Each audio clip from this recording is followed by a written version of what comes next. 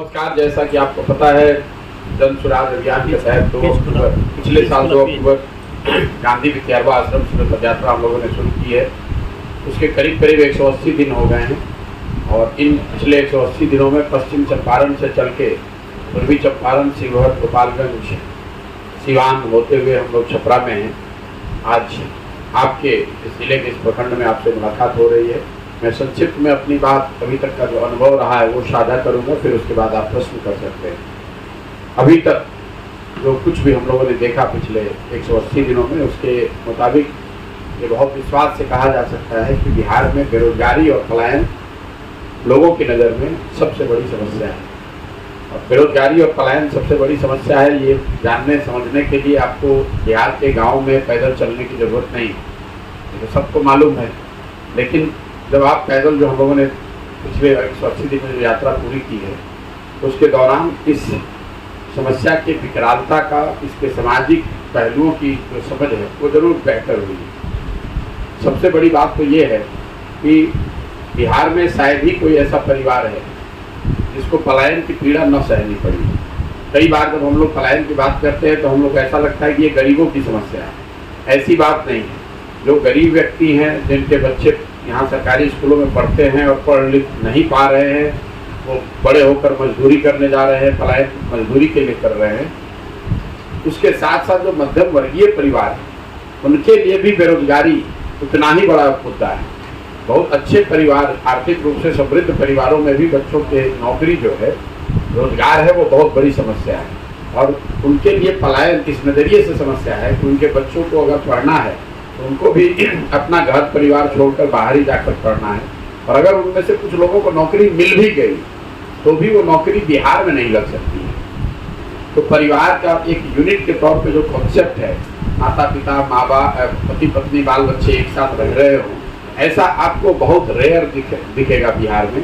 जब गाँव में हम लोग चल रहे हैं, शायद ही कोई ऐसा परिवार है जिसमें परिवार के तौर पर लोग साथ में रह रहे हैं। या तो बच्चे बाहर रह रहे हैं, या बूढ़े लोग इलाज के लिए बाहर रह रहे हैं, या जो जवान लोग हैं जो बाहर गए हुए हैं, वो साल में 1 महीने 2 महीने के लिए घर आते हैं, बाकी टाइम उनको बाहर ही रहना है। गांव में 40 से 50% जो युवा है वो किसी न किसी वजह से, या तो पढ़ाई के लिए या कमाई के लिए बाहर ही रह रहा है। ये आज के बिहार की सच्चाई है। दूसरी जो सबसे बड़ी समस्या है वो स्वाभाविक तौर पर यहाँ कृषि प्रधान राज्य है, तो कृषि को लेकर आपको बहुत बड़ी संख्या में लोग मिलते हैं, अपनी बात साझा करते हैं। तो बिहार में किसानों की जो बदहाली है, चलते फिरते लोग बताते हैं कि पहले के ज़माने में जब लोग खेती करने वाले जो लोग थे, वो 2-4-5 बरस खेती करते थे, पेट ओट काटते थे, सतुआ खाते थे, किसी तरह पैसे बचाकर 1-2 कट्ठा ज़मीन खरीदते थे। आज किसानों की स्थिति यहाँ ये है कि आप 4-5 बरस खेती करते हैं और अगर आपके घर में कोई नौकरी करने वाला नहीं है, अगर आपका कोई दूसरा व्यवसाय नहीं है और कोई घर में ज़रूरत पड़ गई, किसी कोई बीमार हो गया, किसी की शादी आ गई, तो आपको 1-2 कट्ठा ज़मीन बेचना है। किसानों की ये जो बदहाली है, उसकी मूल वजह जो 3 स्ट्रक्चरल जो इश्यूज है उसको आप समझिए। पहला तो बिहार में आज़ादी के बाद बिहार शायद एकमात्र ऐसा राज्य है देश में जहाँ भूमि सुधार को लेकर कोई भी ईमानदार प्रयास नहीं किया गया है। उसकी वजह से बिहार में, देश भर में, पूरे देश में सबसे ज़्यादा भूमिहीन लोग रहते हैं। बिहार में 100 में 60 लोग, मतलब 60% लोग भूमिहीन हैं। देश में ये आंकड़ा है 38%, मतलब देश में 38% के मुकाबले बिहार में भूमिहीनों की संख्या 60% है। और जो 40% लोग हैं जिनके पास ज़मीन है, उनकी लैंड होल्डिंग जो है, ज़मीन की जो मालिकाना हक है, वो 2 बीघे से कम है। 40 में 35 लोगों के पास। तो जो 35 लोग खेती कर भी रहे हैं, जिनके पास ज़मीन है भी, वो ज़मीन इतनी छोटी है और खेती इतनी पारंपरिक है कि वो खेत में वही उपजा पा रहे हैं जिससे उनके बाल बच्चों का पेट भर जाए। बाकी उससे कमाई, खेती उनके लिए आमदनी और कमाई का जरिया नहीं है। तो आप एक शब्द में, ऐसे एक लाइन में समझ लीजिए कि बिहार में खेती करने वाले 100 में 5 लोगों को अगर आप छोड़ दें जिनके लिए खेती आमदनी का जरिया है, तो बाकी लोगों के लिए खेती जो है वो खाने का जरिया है, कमाने का जरिया नहीं है। या तो वो खेत में फसल उपजाकर अपने बच्चों का पेट भर रहे हैं, या फिर खेत में मजदूरी करके कुछ आमदनी कर रहे हैं। लेकिन खेती करके, विशुद्ध किसानी करके आमदनी करने वालों की संख्या बहुत कम है। ये पहली बड़ी समस्या है, जमीन से जुड़ी है। दूसरी जो खेती को लेकर समस्या है वो जल प्रबंधन में जो कुव्यवस्था है। बिहार में 50% जो खेती योग्य जमीन है उस पर बाढ़ वहां आता है या बाढ़ आ सकता है, बाढ़ प्रभावित है। जो बाकी 50% जमीन बच गया उसमें करीब 12 से 15% अलग अलग लोगों का अनुमान है वो जल जमाव और जल नदियों के कटाव से प्रभावित है। बच गई जमीन 30-35%। ये जो जमीन है इसमें भी सिंचित भूमि की जो संख्या है, जहाँ एश्योर्ड इरिगेशन है, वो पिछले 10 बरस में करीब 11% से कम हो गई है।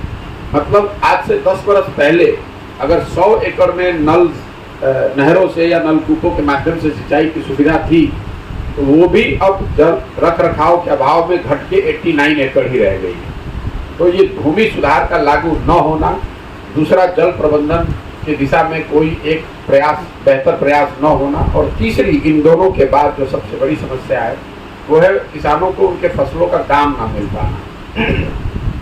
बिहार में पिछले 10 साल में 13% धान और 1% गेहूं ही समर्थन मूल्य पर खरीदा गया है। आपकी जानकारी के लिए बता दूं, जैसे हम लोग यहाँ बैठ के बिहार में बात करते हैं कि पंजाब में किसान बहुत धनी है, बेहतर स्थिति में है, तो पंजाब में पिछले 10 वर्षों में 70% धान और करीब 70% से ज़्यादा गेहूं समर्थन मूल्य पर खरीदा गया है। बिहार के लिए ये आंकड़ा है 13% और 1%। तो और ये सिर्फ गेहूं और धान की बात नहीं, बिहार में किसान जो भी उपजा रहा है उसको उचित मूल्य नहीं मिल रहा है। एक आर्थिक जो स्टडी का अनुमान है कि बिहार में किसानों के फसलों के सही दाम न मिल पाने की वजह से हर साल करीब 20 से 25 हजार करोड़ रुपए का नुकसान किसानों को हो रहा है। जैसे मान लीजिए कि अभी धान की कीमत है 2050 रुपये और किसान बेच रहा है अपना धान 1200 रुपये 1300 रुपये में, तो अगर ये सारे फसलों के लिए और सारे उपज को जोड़िएगा तो हर साल 20 से 25 हजार करोड़ रुपया का नुकसान किसानों को हो रहा है। ये जो 3 बड़ी समस्या है, भूमि सुधार का लागू न होना, जल प्रबंधन की व्यवस्था नहीं होना और फसलों के दाम नहीं मिल पाना, यही वजह है कि बिहार में खेती किसानी करने वाले लोगों की स्थिति बदहाल बनी हुई है। इसके अलावा जब हम लोग पदयात्रा में चल रहे हैं तो स्वाभाविक तौर पर लोग अलग अलग तरह के तात्कालिक समस्याओं के बारे में भी बात करते हैं। उसमें सबसे बड़ी जो समस्या अभी पिछले कुछ महीनों से बिहार में है वो है यूरिया की कालाबाजारी, जिसमें 277 रुपये का यूरिया 800, 900, 600 रुपये में लोगों ने खरीदा है। कुछ जगहों में डिपेंडिंग ऑन कि आप किस ब्लॉक किस प्रखंड में घूम रहे हैं, लोग जंगली जानवरों से जो परेशानी है उसकी भी चर्चा करते हैं, चाहे वो नीलगाय की बात हो, जंगली सुअरों की बात हो, हर अलग अलग एरिया में। बट लेकिन ये तात्कालिक समस्या है, मैं इनको इसलिए कह रहा हूँ, इसको मैं ये नहीं कह सकता हूँ कि नीलगाय की वजह से किसानों की हालत खराब है। कुछ इलाकों में जरूर नीलगायों की बहुत बड़ी समस्या है, कुछ जगह पे बंदरों की समस्या है, कुछ जगह पर जंगली सुअरों की समस्या है, अलग अलग इलाकों में इस तरह की समस्या है। लेकिन तात्कालिक समस्या को मैं 2 भाग में बांटूंगा। एक तो यूरिया और बीज की कालाबाजारी है, और यूरिया की कालाबाजारी को लेकर जो हम लोगों ने देखा कि जो पंचायत जो प्रखंड नेपाल के सीमा से लगते हुए वहाँ पर कालाबाजारी उतनी ज़्यादा है। उसकी एक वजह है कि नेपाल में लोग बता रहे हैं कि यूरिया 1400 से 1600 रुपये में बिक रहा है। तो यहाँ से सबसे आसान तरीका है, बिहार के लिए जो यूरिया आया है उसको नेपाल की ओर पार कीजिए और पैसे कमा लीजिए। इसी वजह से एक वजह वो है यूरिया की किल्लत का। दूसरी वजह यह है कि यूरिया का बड़े पैमाने पर गैर कानूनी अवैध शराब बनाने में भी प्रयोग हो रहा है। इन दोनों वजहों से लोगों को यूरिया मिल नहीं रही है। तीसरी जो सबसे बड़ी समस्या हम लोगों ने रोजगार पलायन के बाद कृषि और इसके बाद सबसे बड़ी समस्या है बिहार में शिक्षा व्यवस्था का ध्वस्त हो जाना।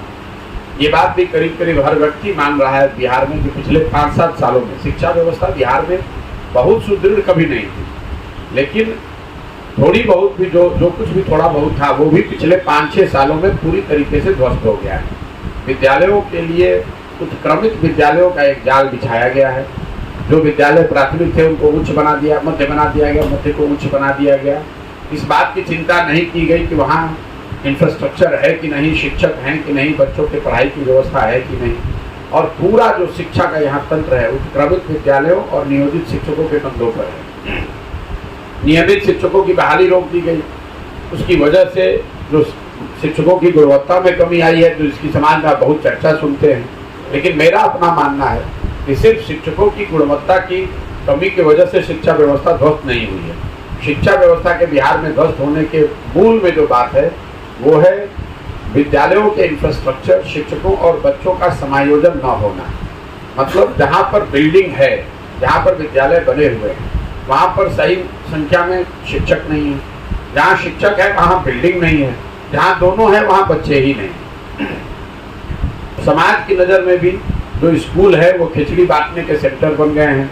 पढ़ाई के नज़र से ना उसको शिक्षक देख रहे हैं, ना उसमें पढ़ने वाले बच्चे देख रहे हैं। सबके लिए वो खिचड़ी बांटने का और कुछ सरकारी योजनाओं के वितरण का केंद्र बन गया है। जो कॉलेज हैं यहाँ पर, कुछ लोग को ऐसा लगता है कि खाली शिक्षक की वजह से ये स्थिति खराब है। तो मैं उनको उदाहरण देता हूँ यहाँ के कॉलेजेस का। कॉलेज तो शिक्षा मित्र या नियोजित शिक्षक नहीं चला रहे। कॉलेज में तो बढ़िया बिल्डिंग पहले से बनी हुई है, बड़े बड़े कैंपस बने हुए हैं, वहाँ पर शिक्षक भी नियमित हैं। बच्चों की भी संख्या 10,000, 12,000, 15,000 एक कॉलेज में है, लेकिन पढ़ाई वहाँ पर भी नहीं हो रही। कॉलेज का यहाँ कॉलेजेस की हालत ये है कि बच्चे एक बार नामांकन कराने जाते हैं, एक बार एडमिट कार्ड लेकर परीक्षा देने और तीसरी बार डिग्री लेने। तो कुल मिला जुलाकर स्कूलों से खिचड़ी बट रही है, कॉलेज से डिग्री बट रही है, पढ़ाई दोनों में कहीं नहीं हो रही। यही वजह है कि बिहार में डिग्री धारक अशिक्षितों की संख्या शायद इतनी बड़ी है। मैं ऐसा समझता हूँ कि नीतीश कुमार जी का, जो स्वयं से पढ़े लिखे व्यक्ति हैं, उनके शासनकाल का जब भी इतिहास लिखा जाएगा तो उनके रहते हुए बिहार में शिक्षा व्यवस्था का ध्वस्त हो जाना ये सबसे काला अध्याय होगा। ऐसा इसलिए कि कल हो कि अगर एक अच्छी सरकार आ जाए, सड़क टूटी हुई है तो सड़क बन सकता है, नहर में पानी नहीं है तो नहर में पानी कल आ सकता है। लेकिन जो 2 पीढ़ियां इस ध्वस्त शिक्षा व्यवस्था से पढ़ के निकल गई, अब जीवन भर एक अच्छी सरकार आ भी जाए, अच्छी शिक्षा व्यवस्था बन भी जाए, तो भी उनको जीवन भर अपने पूरे समाज में शिक्षित वर्ग के पीछे ही चलना पड़ेगा। ये 3 समस्याओं के साथ साथ मैं केंद्र सरकार की 4 योजनाओं के बारे में आपको बात करूंगा। केंद्र सरकार की जो 4 सबसे बड़ी योजनाएं यहाँ चल रही हैं, उसमें सबसे प्रमुख है प्रधानमंत्री गरीब कल्याण योजना, जिसमें लाभार्थियों को 5 किलो अनाज मिलने की बात कही गई है। बिहार में हर जगह लाभार्थियों को 5 नहीं, सिर्फ 4 किलो अनाज ही मिल रहा है। ऐसा इसलिए कि जो अनाज आ रहा है, प्रखंड के स्तर पर लोग बता रहे हैं कि 15,000 से 25,000 क्विंटल के आसपास हर महीने अनाज आता है लोगों में वितरण के लिए।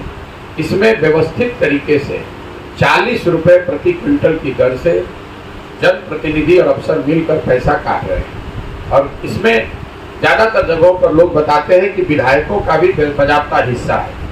हर महीने 40 रुपये प्रति क्विंटल के हिसाब से जो घूस का भ्रष्टाचार के तौर पर लोग पैसा काट रहे हैं, उसी वजह से लाभार्थियों को 5 किलो के बजाय 4 किलो अनाज ही मिल पा रहा है। दूसरी केंद्र सरकार की बहुत बड़ी योजना जो चली वो है स्वच्छ भारत अभियान का, शौचालय बनाने का अभियान।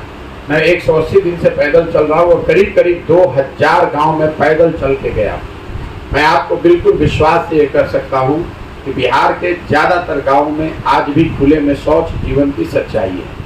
शायद ही कोई ऐसा गांव है जहां हम लोग नाक पर गमछा बांधे बगैर निकल जाए, ऐसा संभव नहीं है। दोनों ओर खुले में शौच पड़ा हुआ है।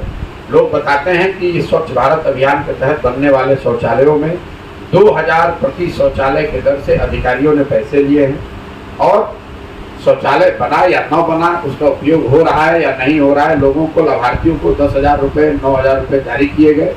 इसी वजह से ये स्वच्छ भारत अभियान जमीन पर बिल्कुल विफल है। बिहार में ODF सर्टिफिकेट जो जारी किए गए हैं, वो जनप्रतिनिधियों और अफसरों ने मिलकर आपस में बैठकर उन्होंने साइन कर दिया, जमीन पर वो कहीं ODF है नहीं। तीसरी जो बड़ी योजना केंद्र सरकार की चल रही है वो है प्रधानमंत्री आवास योजना, जिसको पहले इंदिरा आवास योजना कहते थे। जब हम लोग पैदल चल रहे हैं तो ज़्यादातर जगहों पर हम लोग को इंदिरा आवास के लाभार्थी ही मिलते हैं। प्रधानमंत्री आवास योजना के लाभार्थी बहुत कम संख्या में हैं। उसकी जो पूरी प्रक्रिया है, ग्राम सभा को जो ताकत दी गई थी पहले कि आप ये तय करेंगे, 2001 के दौर में, 2001 के बाद जो एक व्यवस्था बनी थी कि ग्राम सभाओं को ताकत दी गई थी कि किसको आवास की जरूरत है। ग्राम सभा जहाँ एक तो हो नहीं रहा है, कहीं जहाँ पर हो भी रहा है उन्होंने सूची बनाई भी है, उसको भी कोई पूछने वाला नहीं है। प्रधानमंत्री आवास योजना में लाभार्थियों को 20,000 से 40,000 रुपए तक घूस देना है, तभी आपको ये घर मिलेंगे। उसमें बाज़ाब्ता पूरी प्रक्रिया बनी हुई है। नाम लिखने के लिए 1,000 रुपया, फोटो के साथ नाम भेजने के लिए 2,000 रुपया, पहली किस्त में कितना पैसा, दूसरी किस्त में कितना पैसा, ये पूरी व्यवस्था बनी हुई है। घर बनाने की व्यवस्था हो या न हो, उसमें से पैसा लेने की व्यवस्था बहुत बढ़िया बनी हुई है, जहाँ पर जनप्रतिनिधि पैसा नहीं ले रहे हैं। कई पंचायत ऐसे हैं जहाँ जनप्रतिनिधि पैसा नहीं ले रहे हैं प्रधानमंत्री आवास योजना में, वहाँ पर भी लोगों को 20 से 25,000 रुपया तो घूस का देना ही देना है। जहाँ जनप्रतिनिधि पैसा ले रहे हैं वहाँ 30 से 40,000 रुपये तक लोगों को देना पड़ रहा है। तो 1,40,000 के एवज में आपको 1 लाख से 1,10,000, 1,15,000 रुपया ही मिल पा रहा है। चौथी जो बड़ी योजना है जिसने मुझे बहुत आश्चर्यचकित किया है, वो है मनरेगा का जमीन पर न होना। केंद्र सरकार हजारों करोड़ रुपए की ये योजना, मेरा अपना अनुमान था कि जब मैं बिहार में जाऊंगा तो मुझे मनरेगा के सक्रिय काम बहुत ज़मीन पर देखने को मिलेंगे, क्योंकि यहाँ गरीबी बहुत है, लोग भूमिहीन हैं, लोगों की बेरोजगारी है, मजदूरी के लिए लोग देश भर में पलायन करते हैं। अभी तक 180 दिन में मुझे मनरेगा का कोई सक्रिय काम दिखा ही नहीं। लोग रास्ते चलते ये दिखाते हैं कि ये पेड़ मनरेगा के तहत लगाया गया है, कुछ लोग बताते हैं कि ये आंगनवाड़ी सेंटर बनाया गया है या ये मिट्टी भरवाई गई है, लेकिन सक्रिय कार्य से मेरा मतलब है जहां मैं चलते हुए ये देख सकूं कि ये 10-20 मजदूर या लोग लगे हुए हैं, मनरेगा के अंतर्गत ये काम हो रहा है। ये आंकड़ों में भी आपको दिखेगा। पिछले वित्तीय वर्ष में मनरेगा में बिहार सरकार का यूटिलाइजेशन था 39%। मतलब अगर हम लोग 100 रुपया केंद्र सरकार से ला सकते थे मनरेगा के तहत अपने लोगों की मदद के लिए, तो 100 की जगह सिर्फ 39 रुपया ही हम लोग लेकर आए। 61 रुपया, 61 रुपये तो हम लोग लेकर ही नहीं आए। और जो 39 रुपया मनरेगा में आया उसमें पीसी का दर है 40%। सारे योजनाओं में, केंद्र और राज्य की योजनाओं में सबसे ज़्यादा पीसी का दर लोग मनरेगा में बताते हैं, जिसमें 40 से 50% पैसा काटा जा रहा है। तो ये 4 केंद्र सरकार की बड़ी योजनाओं की वस्तु स्थिति है। अब जो राज्य सरकार की योजनाएं चल रही है, मैं उसको संक्षिप्त में वो बता देता हूँ। राज्य सरकार की ज़्यादातर जो विकास की योजना है वो 7 निश्चय के अंतर्गत लोग नीचे जानते हैं। 7 निश्चय की जो सबसे बड़ी योजनाएं थी उसमें पहला था बेरोजगार युवाओं को भत्ता। 18 से 35 साल के हर बेरोजगार बिहार के युवा को हर महीने 1,000 रुपये की सहायता मिलनी चाहिए। इस योजना को न शुरू किया गया न कहीं लागू किया गया। अभी तक मुझे इसका कोई लाभार्थी मिला नहीं। पत्रकार बंधु भी इस पर कोई सवाल नहीं करते। दूसरी एक बड़ी योजना थी स्टूडेंट क्रेडिट कार्ड की, जिसमें ये अनुमान लगाया गया था कि 12वीं से आगे की पढ़ाई के लिए, क्योंकि बहुत गरीबी की वजह से बहुत सारे बच्चे, परिवार उनकी इस स्थिति में नहीं होते हैं कि बच्चों को पढ़ा सके, इसलिए स्टूडेंट क्रेडिट कार्ड की परिकल्पना की गई थी। उस समय का अनुमान था कि बिहार में कोई 1-1.25 करोड़ बच्चों को इसका लाभ मिलेगा। आज जो सरकारी आंकड़े हैं वो भी बता रहे हैं कि पिछले 8 वर्षों में 10 लाख से कम लोगों को इसका लाभ मिला है। जब हम लोग गाँव में चल रहे हैं तो इक्का दुक्का ही कोई स्टूडेंट क्रेडिट कार्ड का लाभार्थी मिलता है। ज़्यादातर लोग मानकर चल रहे हैं कि स्टूडेंट क्रेडिट कार्ड योजना को भी ठंडे बस्ते में डाल दिया गया है। तो वो योजनाएं जिसकी चर्चा खूब होती है और आप लोग भी बात करते हैं 7 निश्चय के अंतर्गत, वो है हर घर नल के जल की योजना और नालियों और गलियों के पक्कीकरण की बात। नल जल योजना में सरकार का दावा है, जो उनके वेबसाइट पे इंफॉर्मेशन है, उनका दावा है कि 70% नल जल योजना चल रही है। मैं समझता हूं कि 70% नल जल योजना चल नहीं रही है, बंद पड़ी हुई है। कुछ जिलों में जैसे पश्चिम चंपारण में, शिवहर में तो करीब 90% नल जल योजना काम नहीं कर रही है। लेकिन पूर्वी चंपारण, गोपालगंज, सिवान और छपरा में मेरा अनुभव है कि 10 में 7 योजना नहीं चल रही है, 3 या 4 चल रही है। नल जल योजना बनाने में जो तकनीकी परेशानी है, भ्रष्टाचार हुआ है, वो तो अलग बात है। लेकिन जो एक सबसे बड़ी समस्या मुझे जमीन पर दिखी वो है इन योजनाओं के जमीनों का मालिकाना हक। क्योंकि जब योजना बनाई गई है तो जो वार्ड सदस्य उस समय जीता हुआ था, ज़्यादातर जगहों पर उन्होंने अपने या अपने रिश्तेदारों के जमीन पर ये योजना बनवा दी। अब जब वो वार्ड सदस्य हार गया है तो अब वो हर जुगत लगा रहा है कि किसी भी तरीके से योजना चलने ना पाए। कई जगहों पर लोगों से जमीन इसलिए लिया गया है कि लोगों को बताया गया या उनकी समझ में आया कि हमारे जमीन में अगर ये योजना चलने लगेगी तो हमारे घर में किसी को सरकारी नौकरी मिल जाएगी। अब स्वाभाविक तौर पर नौकरी मिली नहीं है तो वो लोग अब उस योजना को चलने नहीं दे रहे हैं। मुझे कम से कम 20 जगहों पर ऐसे भी नल जल योजना मिले जहाँ पर लोगों ने इसमें बाकायदा ताला चाबी लगा दिया है और वो शादी उदी में जिनको पानी की जरूरत होती है वो नल जल योजना का पंप चलाकर पानी का व्यापार कर रहे हैं। ये हालत है अभी नल जल योजना की जमीन पर। नाली गली की योजना जो 7 निश्चय की सबसे बड़ी योजना थी, बहुत कम लोगों को ध्यान है। जब योजना बनाया गया था तो उस समय अनुमान था कि सबसे ज्यादा 2015 से 2025 के बीच में, 2015 से 2020 के बीच में 5 वर्षों में नालियों और गलियों के पक्कीकरण पर 80,000 करोड़ रुपया खर्च किया जाएगा। उस समय की सोच ये थी कि हर घर के से जो पानी निकलता है उन नालियों का पक्कीकरण किया जाएगा। इन नालियों को एक बड़े नाले से गांव में जोड़कर पानी के निस्तारण की व्यवस्था की जाएगी। ये नाले खुले न रहें इसलिए सारे गलियों का पक्कीकरण किया जाएगा। जैसी व्यवस्था ड्रेनेज की आप सीवेज सिस्टम या ड्रेनेज की शहरों में देखते हैं, ऐसी व्यवस्था की परिकल्पना की गई थी। गांव में जो हम लोग देख रहे हैं, हम लोगों ने ये पाया कि घरों के नालियों के पक्कीकरण की तो कहीं कोई बात ही नहीं। रोड के किनारे कुछ बड़े बेतरतीब तरीके से बनाए हुए नाले जरूर दिखते हैं। इन नालों को ना घरों के नालियों से जोड़ा गया है, ना इन नालों में आने वाले पानी के निस्तारण की कोई व्यवस्था की गई है। परिणाम ये हुआ है कि सड़कों के किनारे बनाए गए ये बड़े नाले जो ज़्यादातर जगहों पर खुले हुए हैं, वो एक तरह से गांव का कूड़ेदान हो गए हैं। वहाँ उसमें पूरी गंदगी भर गई है, बालू मिट्टी पुआल भर गया और वो नाले जो हैं वो कूड़ेदान में परिवर्तित हो गए। ये केंद्र राज्य सरकार की जो बड़ी 7 निश्चय की योजनाएं हैं उसकी जमीनी हकीकत जो हमने देखा।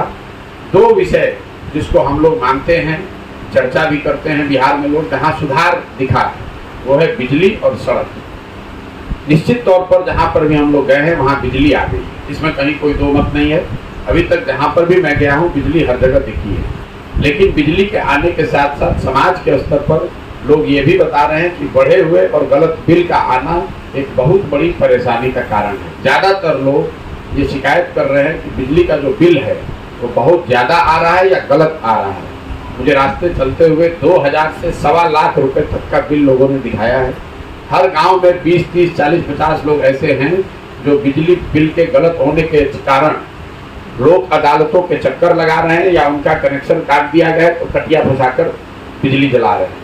ये आज नहीं तो कल बिहार में एक बड़ी सामाजिक आर्थिक समस्या के तौर पर उभर कर आने वाला है, क्योंकि लोग नीचे बहुत ज़्यादा इसकी वजह से परेशान दिख रहे हैं। दूसरी एक जो बात मैंने बताई जिसमें सुधार दिखा है वो निश्चित तौर पर सड़क। नेशनल और स्टेट हाईवे में सुधार है, ये सबको दिख रहा है, इसमें कहीं कोई दो मत नहीं है। ग्रामीण सड़कों की हालांकि जहाँ तक बात है, वहाँ पर गांव के अंदर की जो सड़क है वो हालत करीब करीब वही है जो लोग बताते हैं लालू जी के ज़माने में थी। लालू जी के जंगल राज के ज़माने में ग्रामीण सड़कों की स्थिति और आज की ग्रामीण सड़कों की स्थिति में बहुत फर्क नहीं है। गाँव में जो सड़क बनाए गए हैं या तो 5 साल, 8 साल, 10 साल पहले बनाए गए हैं जो टूट गए हैं, या फिर जो अब नई सड़क बन रही है उसमें भ्रष्टाचार इतना है कि वो बना पिछले साल और आज टूटने लगा है। ग्रामीण सड़कों की स्थिति बदहाल है, इसमें कहीं कोई दो मत नहीं है। अलग अलग डिस्ट्रिक्ट में अभी तक का अनुभव मेरा ये रहा है कि शिवहर में मुझे सबसे ज़्यादा खराब स्थिति में रोड दिखे, उसके बाद पश्चिम चंपारण में कहूँगा, उसके बाद सिवान के भी कुछ इलाकों में बहुत रोड की हालत खराब है। स्वाभाविक तौर पर जहाँ बाढ़ की संभावना है, जैसे पूर्वी चंपारण के ग्रामीण क्षेत्रों में सड़क कुछ मिला जुला के ठीक है, लेकिन सुगौली का जो एरिया है जहाँ बाढ़ आता है वहाँ बिल्कुल ग्रामीण सड़क का कोई नामो निशान नहीं है। छपरा में भी ग्रामीण सड़क की स्थिति बदहाल है। मैं इसको पश्चिम चंपारण और शिवहर से बेहतर नहीं बताऊंगा। मैं जितने प्रखंडों में घूम कर आया हूँ, 1 या 2 प्रखंड को छोड़ दीजिए तो बाकी सारे प्रखंडों में ग्रामीण सड़कों की स्थिति बहुत खराब है। इसके अलावा 2 और बात जो मुझे नई सुनने को मिल रही है पिछले 2-3 महीने से, वो है बिगड़ती हुई कानून व्यवस्था की स्थिति। जब मैंने चलना शुरू किया था अक्टूबर से, तो लोग दबे जुबान में सही लेकिन ये बताते थे कि महागठबंधन की सरकार बनी है और उनके मन में एक आशंका थी कि शायद कानून व्यवस्था की स्थिति गड़बड़ हो सकती है, खराब हो सकती है। पिछले 2-2.5 महीनों से सिवान के बाद से मैं जो सुन रहा हूँ, लोग हर दिन आकर बताते हैं डकैती, अपहरण, मारपीट, लूटपाट की घटनाओं, बढ़ती हुई घटनाओं का जिक्र करते हैं।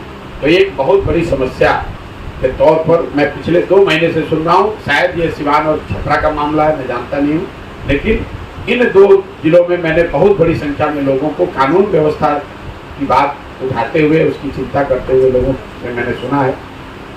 इसके अलावा जो सामान्य बातें हैं कि बिहार में स्वास्थ्य की सेवाएं ध्वस्त हैं, रोजगार की सुविधा नहीं है, फैक्ट्री बंद पड़ी हुई है, ये तो रोजमर्रा की बातें हैं, आप लोग सब जानते ही हैं, तो मैं उस पर कोई विशेष टीका टिप्पणी नहीं करूँगा। आपके अगर कोई सवाल है तो आप सवाल कर लीजिए। बहुत बहुत धन्यवाद।